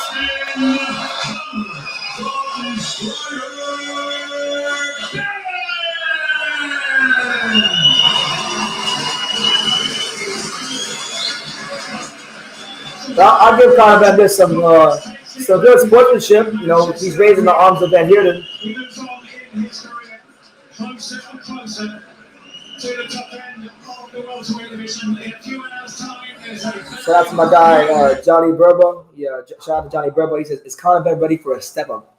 He's overdue for a step up. I mean, for crying. But the thing is, like, he doesn't want to step up. Like he's telling you to your face in these interviews, like he don't want to fight Alycia. He don't want to fight Florian Marku. He didn't want to fight none of the top young, undefeated guys from the UK. So, you know, he's an idiot. Unless he's getting fights with like Jaron Ennis, Michael McKinson, Virgil Ortiz, Pete Dobson. I really don't want to hear about what Conor Benn has going on if we're not talking about those kind of step ups. So no need to rush. No need to form in the Whatchamacallit? One SS says, Conor Benn, he says, Conor Benn is your age. Where are your tattoos at, BT? I don't have any tattoos because, for one, like the lion's share of people who have as many tattoos as Conor Benn are lost people that are trying to reclaim the masculinity through having the appearance of being some sort of tough guy gangster with a tattoo. I don't need tattoos. Like, quite brilliant dismissal of Chris Van Heerden in just a couple of rounds.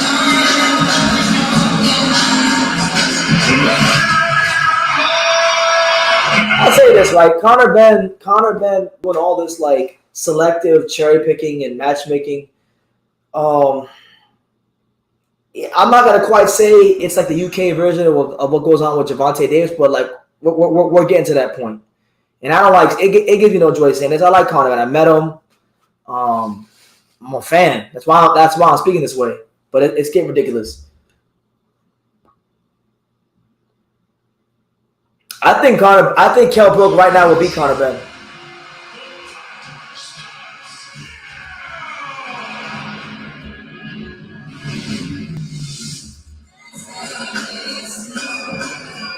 Fantastic performance from Conor Benn. He's actually trying to call Amir Khan into the ring. Amir Khan's in the ring. Into the ring as well. It's a friendly embrace, which is nice. So Amir Khan has stepped into the ring right now. Conor at first, fantastic performance. I think Manchester enjoyed that one. I completely missed that. As a fantastic performance, I think Manchester enjoyed it. Yeah, listen, everyone thought Southpaw was going to be a problem, but when I mean, I'll be anyone put in front of me, I'll stand by that. It's difficult. You got Amir Khan right behind you there. You asked him to come in the ring. Amir Khan, obliged, he's in the ring as well.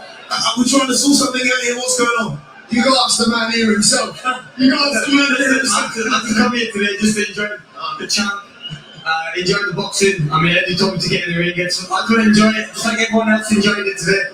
I'm a boxing fan. I want to be champion, put a great performance there. And look, I'm sure he's going to have a fine life. I mean, he's got a brilliant career. And we can always support him, man. That's what it's all about. You haven't yet announced your retirement here, though, Amir.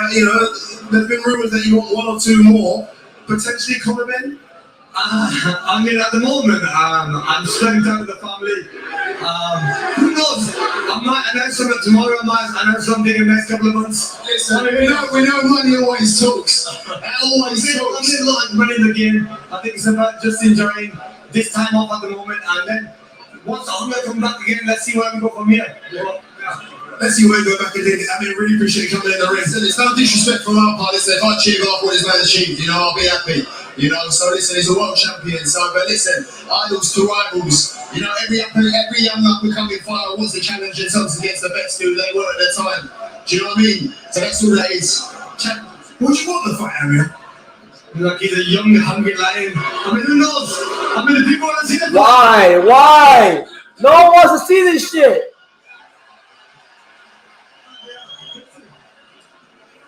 It's tough. I mean, look, he's a great champ, but let's see what happens, man. At the moment, like I said, I'm just enjoying my time off.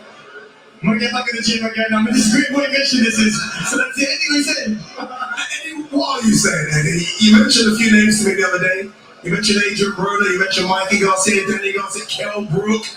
You didn't mention Emir Khan, but the word whispers that Emir Khan wants a couple more. No, Emir's here to support tonight. We'll see what happens in the future.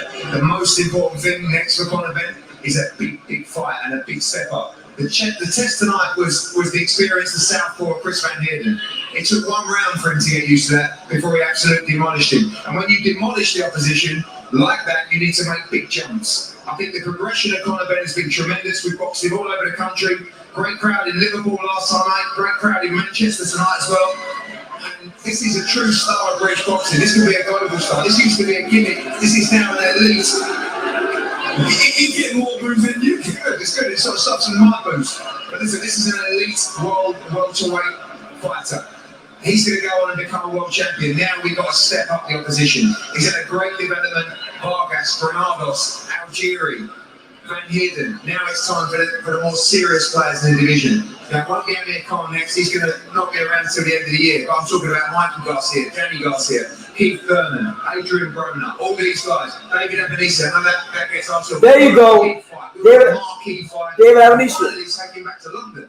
And fill up that beautiful O2 as well. But it's been a brilliant journey on the road with Conor Benn. He's a superstar and he's really good. We would take a lot of these top guys now. You've got to understand the route that we're on. We know what we're doing. The progression's been perfect, but it's time for a serious test this summer. Conor, you have put in some really good performances. Algeria was fantastic. We knew that Van Heerden was going to bring his own problems because of the southpaw stance. A lot of people saying he never have fought a southpaw before. You silenced a few critics there tonight with that southpaw performance. Listen, I'll keep silencing them. Do you know what I mean? So anyone they put in front of me, I'll deal with. Southpaw, orthodox, boxer, puncher, you know, I'll deal with it. I like boxing and then I'll knock them out. Just who I am. Do you know what I mean? I get in and I'll try and take you rid of. And that's every time I ask you, I know look, I can see any face down, you're frustrated every time I ask that question. Give me a name, who do you want next? Listen, if you want the big British domestics, we'll have Brook or Khan. I don't think you need them fans here, which we're obviously not, and neither does Brook. You know, we're talking all that, listen, it's all just talk. Shut the fuck up, bro. Kell Brook would beat the shit out of you. Shut up, bro. So then if not, then we push up for a company at one time, so you get some space fighting to that, you know. So listen, I'm top up every dummy body. I mean, the matchmaking's in it, but I'm just getting there alone and that. That's my job. The promotion, the fighters, the deal, that's all their job. He's correct though, isn't he? His job is to do the business in the ring. He does the business in the ring. Your job is to make the big fights from outside of the ring. Potentially, what's the closer fight, do you think? Is it a Kell Brook? Is it a Broner? Is it a Danny Garcia? What's the one you think easier to make? One name I didn't mention was Kell Brook. I think that's the perfect fight to establish who's the best welterweight in Britain. I think you're looking at him right here. I think he's a young man, he's a dangerous man, he's got so much more to give to the sport. But you know, Kell Brook wants the cash out. He'll try and give him the cash out. He asks for 10 million quid. That's steep even by our standards. That tells me you don't want to fight. But we'll see. We'll see what happens over the next couple of weeks. But this is the future. This isn't about a cash out. This isn't about one last roll of the dice. This is a young man that has 4, 5, 6 years at the elite end of the sport of boxing who can go on win world championships at 147 pounds, 154 pounds. You do it right. You don't just jump in and roll the dice, especially when you've got his work ethic. Sometimes you look for a cash-out fight when you've got a kid who's got a bad work ethic, that don't go in the gym, that balloons in between fights. You don't have to do that with Conor Benn, because guess what? He's crushing it in the gym. He really is crushing in the gym. Conor Benn, final word from you. Look, you know, you're from Elford, but you fought in Manchester twice. The fans love you there. Mate, up north, and there's so much love, it's so overwhelming, I'm so grateful for this support. You guys really are amazing, you really take out for me tonight, so I just want to say thank you, you're amazing, honestly, thank you. Keep crushing the gym, guys, keep crushing it. That's standard. It is standard, indeed. Congratulations, Conor. Well done. All right, so there you have it. A very weird post-fight interview with Conor Benn, Eddie Hearn, and a surprise guest, Amir Khan. I mean, it's a weird state of affairs. But listen, man, I got 5 minutes or so.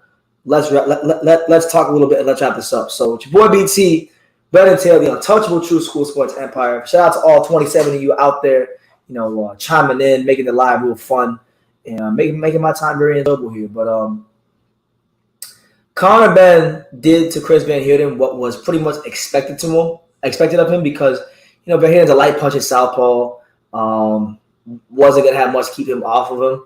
So the fight played out as such. He was able to get off shots whenever he wanted. The one thing I will give him in this fight was he did seem a bit more patient. He did cut the ring off better than he did when he fought Granados. So maybe Conor Benn is actually improving so far as like his ring craft is concerned. But we want to see Conor Benn tested against the top flight guys in the welterweight division, guys like David Avanesyan, Florian Marco, the guys at his level. Michael McKinson, even, who I think is even above his level right now. Pete Dobson would be a good name. There's fights out there for Conor Benn. Are you sure you're a fan? He would do Brook. He would do Brook what? He wouldn't do anything to Kell Brook. He would lose. He would lose to Kell Brook. I'm not buying into Conor Benn like that. I'm a fan, but I mean, I've seen guys like the Granados still giving problems. I've seen, I just think Kell Brook right now. I know it was Khan. I know Khan is fragile and all this stuff, but when a fighter can win a fight in that fashion, that really brings up the confidence. Conor Benn, if you look at the most opposition he's fought, it's been guys who have almost no firepower to keep him off. So when we talk about Kell Brook, you can say what you want about his eyes and him being fragile. But when it comes to Kell Brook, one thing you're going to get is a great power jab and a steak knife sharp right hand. Right hand that he likes to call his chocolate brownie. That's very accurate, very precise. And Conor Benn has never had to deal with that. He gets credit for the wins. He gets credit for the development he's shown in his career. But he hasn't really fought an opponent to where like he goes into the fight thinking, hey, I have to be defensively responsible because if I'm not, I might get knocked out and dropped. That's just the reality of it. But Brook is washed. Khan made him look good. No, Brook. Listen, Brook's been good. If you look at his performances, people are gonna say a lot about the Crawford fight. That fight wasn't about Brook being washed. That fight was about how good Crawford is. But take the Crawford fight away from Brook. Look at the fight before that when he fought Mark DeLuca, knocked him out with a jab. The Khan fight. You saw what happened with the Khan fight. Most of his last couple of fights have been relatively pretty good performances. It's just, he can't beat Terence Crawford. Well, boo-hoo. He sucks then, Nobody can beat Terence Crawford at 147 right now, so that's not really saying much. I think if they fought right now, like if they were to somehow make that fight and Eddie Hearn had the balls to pay Kell Brook what he wants, because Eddie Hearn pays guys like Mikey Garcia $7 million, like nobody's like Mikey Garcia $7 million. And Kell Brook is a better fighter at welterweight than Mikey Garcia. So if he actually had the balls to pay Kell Brook what he's asking for, Conor Benn will get what he's looking for, and he would get a career-changing beatdown from Kell Brook. So I'm saying, have some respect. Like you people gotta still have some respect.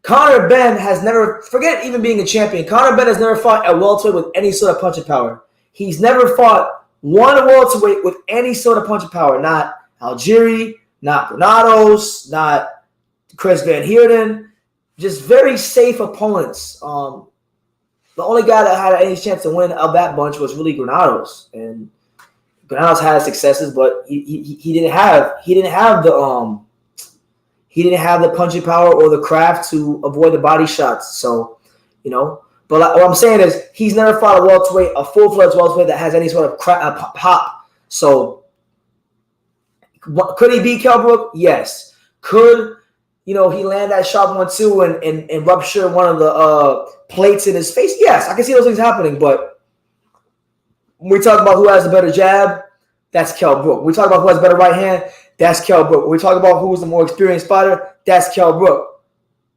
No two ways about it.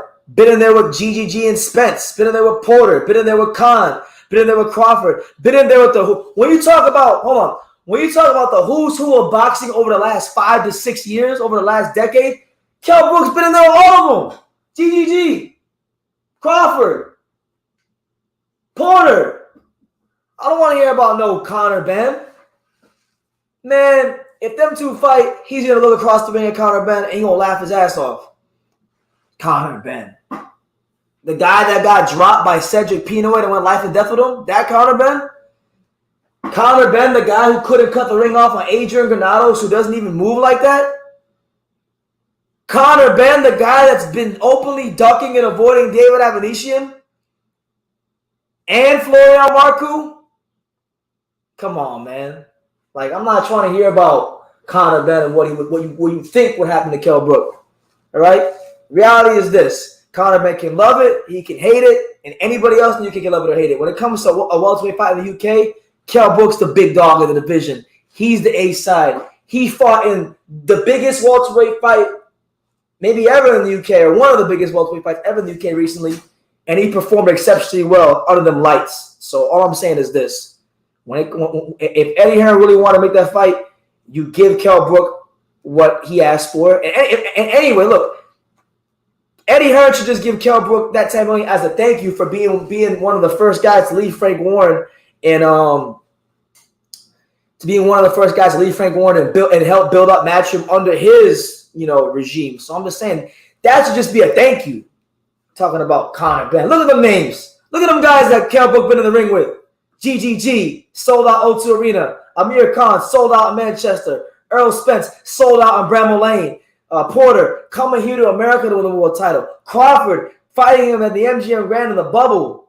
Nobody wanted to fight Crawford. Nobody these guys like Spence, they didn't want to fight Crawford. He said, I want Crawford. This is a different type of animal we're talking about. And Ben won't even fight Avanesian. But I digress. Let me recap these fights, okay? Shout out to everybody here. Subscribe to the channel, super chat, all that good stuff. I love you guys, whether we agree or disagree. I love you guys. So as far as the fights are concerned, the first fight that I had a chance to watch was Alycia Baumgardner against that girl Edith Matisse, who I believe was a former world champion. This was a very key fight for Alycia Baumgardner because now she's no longer the hunted. She is the hunter. She has a target on her back in a very stacked area of women's boxing. And it was her first title defense. And they say in boxing that you're not really a champion until you make your first title defense. And she did pretty well. She scored a shutout or maybe she lost a round, but it was a really wide fight.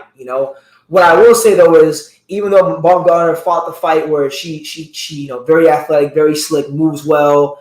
She was showing a good jab, counter right hand. She showed pretty much most of the arsenal in this fight. But one thing that I did see that Matisse had a lot of success with was catching Alycia Baumgardner fighting too tall, too squared up. Alycia Baumgardner likes to bend her knees a lot and dip. And sometimes Matisse, when it timed right, she was able to catch her fighting a little bit too tall and squared up. And my thing is this.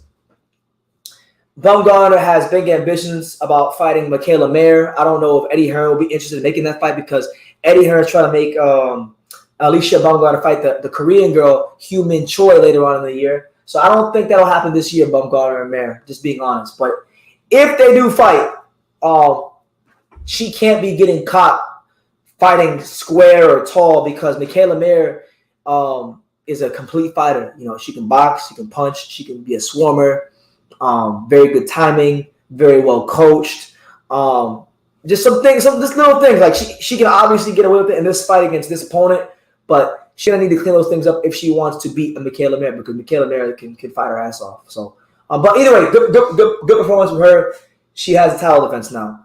So you had that fight. You had Jordan Thompson, the young British prospect who scored a knockout early in the card. I didn't see it, but I did see a clip of it on Instagram. You had the co-main event featuring Tommy McCarthy and Chris Billam-Smith, which was a rematch of a close fight they had last time where Chris Billam-Smith edged a decision, and it was either going to be repeat or revenge, and it was repeat.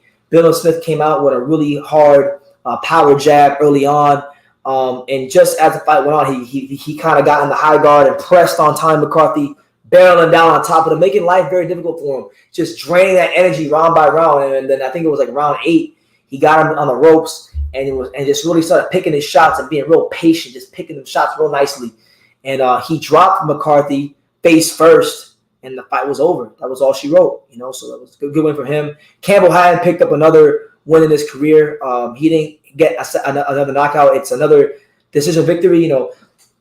Campbell Hatton, look, he's still extremely raw. I don't think the most of him, honestly, as a fighter. But one positive I will say about Campbell Hatton is he's starting to really sit down on that left hook pretty good. So that's the one positive I take from the fight from Campbell Hatton, you know. But he won, so good for him. And then, you know, in our main event, you know, you had Conor Benn for the first time in his career fighting an experienced southpaw that's been around the block in Chris Van Heerden.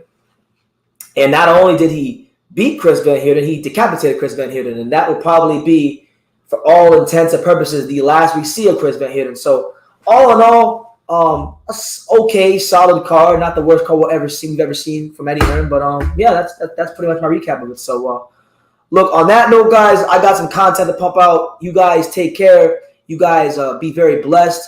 I'll be live in a couple more hours for Spence versus Ugas. I'll make sure you guys join for that one because that's really the granddaddy of them all, the Dundada of them all today, the real fight.